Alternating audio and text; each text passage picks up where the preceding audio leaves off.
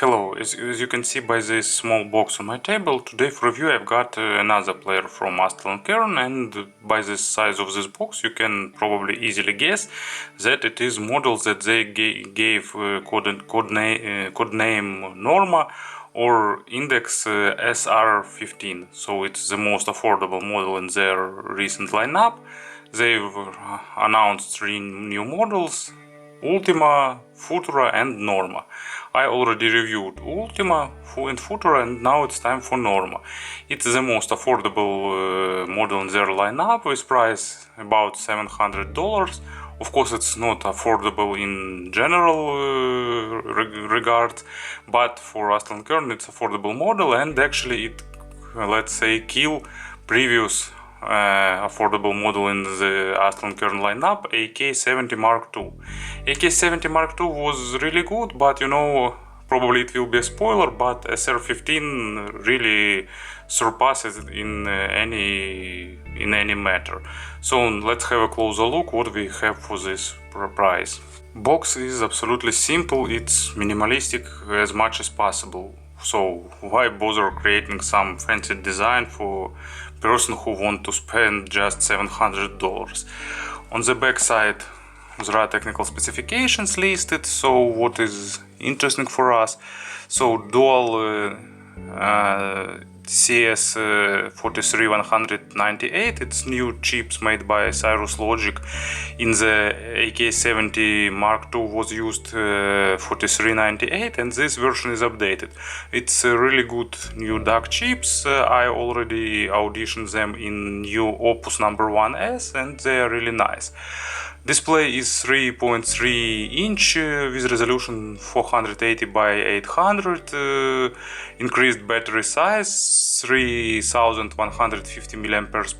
It's almost 1.5 times more than with AK-70, but actually here used much more advanced processor, so it works longer than AK-70, but about 1 hour or 1 hour with a half. So its battery lifetime is about 8 hours, but it depends on load and it depends on how much you will use the screen. So no drastic improvement in battery life, but for small portable player I think it's pretty normal. Output power is the same, it's 2.0 volts RMS from single-ended output and 4 volts RMS from balanced output. Of course, it's packed with features like Wi-Fi, Bluetooth, it supports all possible formats and so on and so forth, but as usual Astell&Kern limited in terms of technical, in terms of supporting resolution. It supports only 192 kHz and 24 bits. High resolution formats are downsampled, and also it supports native DSD64. All higher resolutions of DSD are downsampled. So that's about technical specifications. Of course, great numbers of total harmonic distortion and so on and so forth. So in this box you will, we or you, so the person who will buy this player, in this box will have player itself. I don't think it's surprising, and fairly limited accessories set. So they put in this box small manual, warranty card and protective films for front and back panel. And actually it's pretty fun that for $700 they don't even bother gluing them, so I have to glue them myself. And as usual on the back side there are some air bulbs under the film. Also you will have USB-C cable. Sorry, actually not USB-C, it's micro USB. USB-C is for advanced models. And 2 plastic fake micro SDs to cover the slot if you don't use it. So no case, of course. For the case you will have to pay extra $80. No some other accessory set, so just basically it's just a player and USB cable, and it's pretty much the same. It's pretty much all. Of course, everyone knows the signature feature of design of this player. It's tilted screen, so it's a really brave move from Astell&Kern to make it this way, and probably Astell&Kern is the only company who have enough courage to do it so. But it's a really logical move, because when you hold the player in left hand, screen is actually upright, and this palm and fingers are resting comfortably on the player's sides. So it's pretty normal idea to make this tilted screen. In the right hand, actually you need to hold it this way to keep screen upright, or just keep it direct, then screen will be tilted. Both options are okay for me, but actually I usually hold player in left hand and keeping it in left pocket, so for me this is really natural position. Maybe Astell&Kern should release second version for those who prefer to use right hand with tilt in other angle, but anyway, I think this design is really stylish. There are a lot of shapes, bevels, as usual sharp edges. All the design is based on these triangles everywhere. Case is made of aluminum. Back panel have nice cubic pattern, three-dimensional, looking pretty stylish. And as usual, you will have micro SD slot. It has 64 gigabytes of flash, but it's always nice to have micro SD. 3 buttons for volume control, on-off button and screen lock, and regular and 2.5mm balanced headphones output. And also it's a volume control wheel with good encoder, with nice well-defined clicks, it rotating really nicely, without false activations and so on. And on the bottom there is micro SD, of course micro USB connector. It can be used for charging, to use it as a digital tone-off converter, and also it can output audio via USB, so you can use it to connect to external charger. If we turn it on, screen will be lit and animation will start actually. So it took about 30 seconds or so to boot up, and I'll spend this time telling you once again that design is really nice. Build quality, of course, is absolutely perfect, so zero issues in any aspect.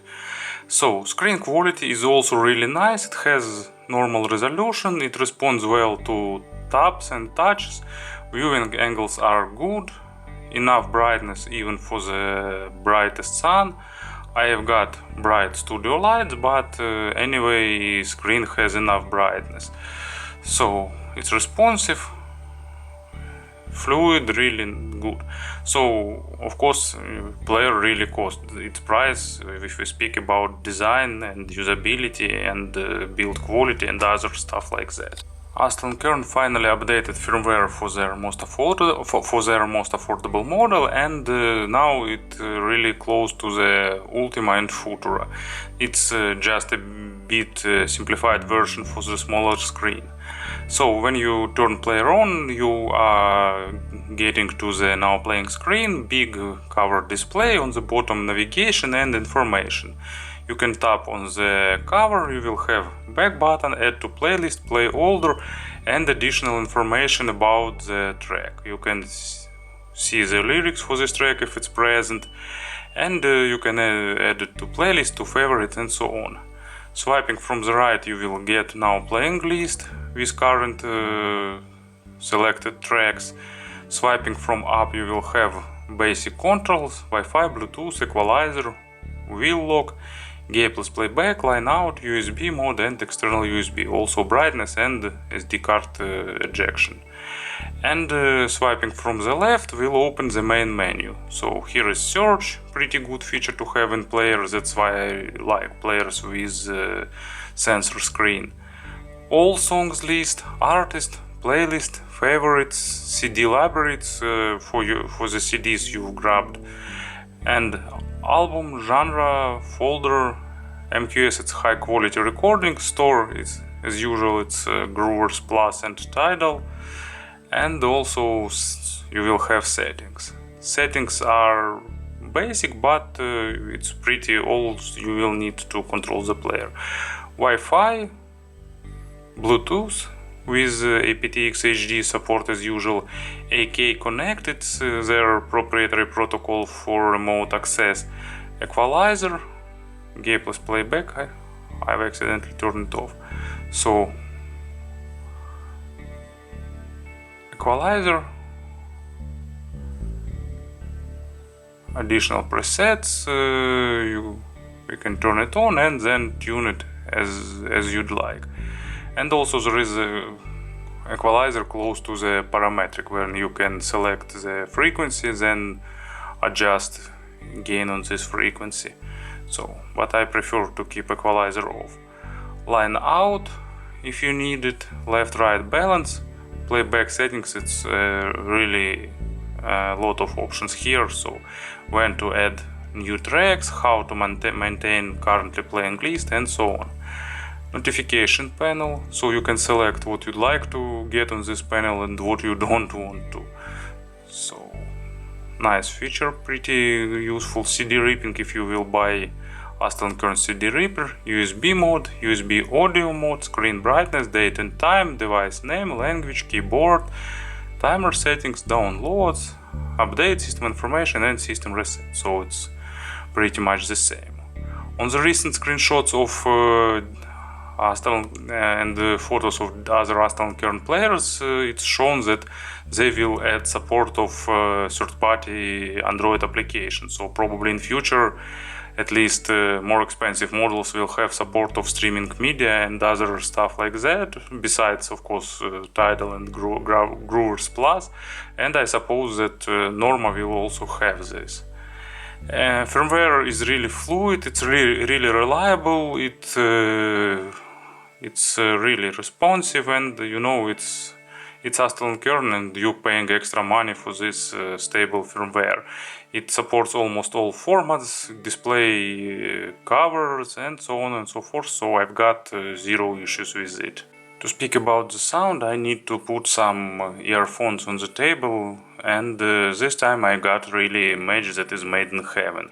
I'm usually trying to avoid such words, but in this case I think that is really great matching. So let's connect it, and it is Campfire Audio Comet with audio silver leads cable. And speaking about the sound of the Norma, it's typical Astell&Kern. Of course, it sounds simpler than Futura and noticeably simpler than Ultima, but for $700 it's a really solid offering from Astell&Kern with their signature sound and so on. So AK-70 Mark II was probably first affordable player from Astell&Kern that I really liked, and this one sounds even better. It has noticeably better developed lows and treble, and probably a bit less accented mid than AK-70, but this signature is really musical and really enjoyable. It's not player for nitpicking, for diving into details really deep, but let's move from bottom to the top. So bass here has good depth, not super, but really good. It controlled well, it has good resolution, noticeably better than AK-70.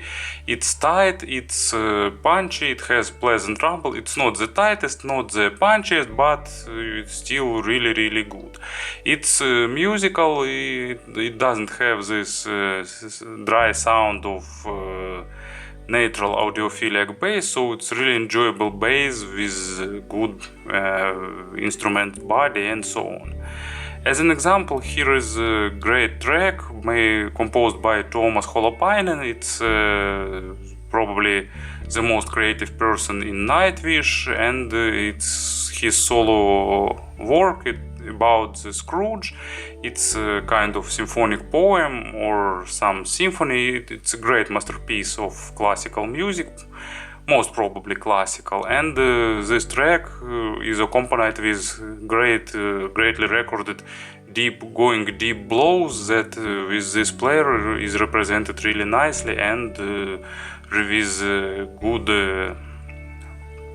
body, good weight, so it's with nice rumble, with good body and texture. You can definitely feel this drum. Mids are probably, I can say probably maybe not recessed, but they just moved a little backward. Not in terms of frequency response, of course, because almost every single player modern have totally flat frequency response, but Norma just makes a slight highlight on the lows and on the treble, and because of that mids are sounding a bit moved back, but actually they are really have good resolution, great texturing, normal body, representing emotions in a really good way. So it's a really nice mids with probably moved a little bit to the musical side, not super natural, not super monitoring, but really enjoyable. So as an illustration, let's take Danny Elfman, well-known composer. His work Serenada Schizophrana, I suppose I pronounced it at least close to the correct version. So it's another symphonic poem or some symphony, some masterpiece of classical music with a lot of instruments involved, with great staging, and it represented perfectly by this player with these IMs. It's really enjoyable, and you have this sense of big orchestra playing a pretty complicated piece of art. And actually speaking about the stage, it's noticeably bigger than average both in width and in depth, not the big and spacious stage of Futura and Ultima, but it's noticeably bigger than previous version of Astell&Kern. It's definitely improvement here, and thanks to this a bit moved backward mids, it gives a bit additional layering and depth. And treble also forgot to mention, of course, here is also present this liquid mid signature for the Astell&Kern, with this smooth transition of every single note from one to another.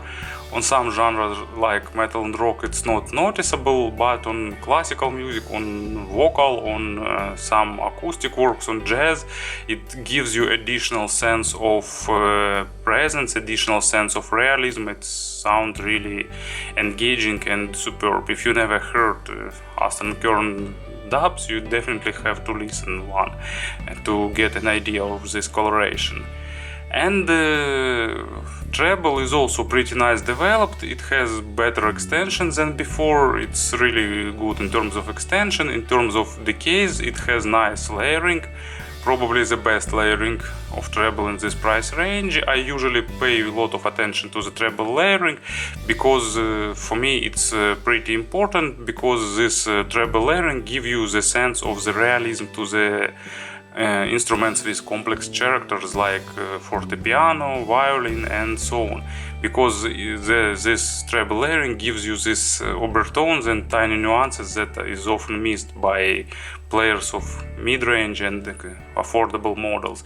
Here it's present, it has perfect crispness, airiness, and so on. So treble here I really like. As an example, it's band from Poland, if I remember right, and if I can pronounce it correctly. Its name is Necic or Necic. It's great modern jazz music with a lot of influences, pretty atonal sometimes, but really enjoyable and really fun to listen. It's a bit abstract music sometimes, but really interesting piece. And after you, they have a lot of different instruments mixed together with good recording quality. They go really high into treble area, and with this player it's really a pleasure to listen to. Of course, Comets is not the best option to listen to the perfect treble, but in this time I just like their synergy with this dub, so I'm not paying much attention to that in this case. So, speaking about some comparisons, in this price range, of course, there are more technical, probably a bit more resolving players. It's iBus of DX150 and DX200. They are more powerful, they are more resolving, they are more neutral.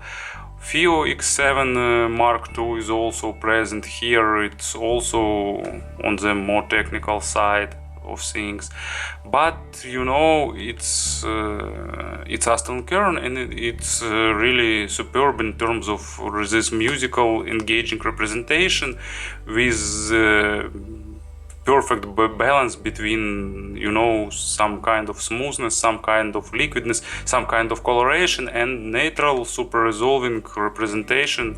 So it's a player for those who'd like not probably the most natural way of representation, but something a bit more colored, but really enjoyable. So I think I will keep this player for myself, because I really like it, and it will be my daily on the go player. So it was Astell&Kern SR15 Norma, and I definitely recommend you to listen to it if you'd like fun colored, actually not pretty colored, but with a hint of colored representation, and of course it's perfect design, good UI, UX, and so on. So it's typical Astell&Kern done in its best way. Thank you for attention.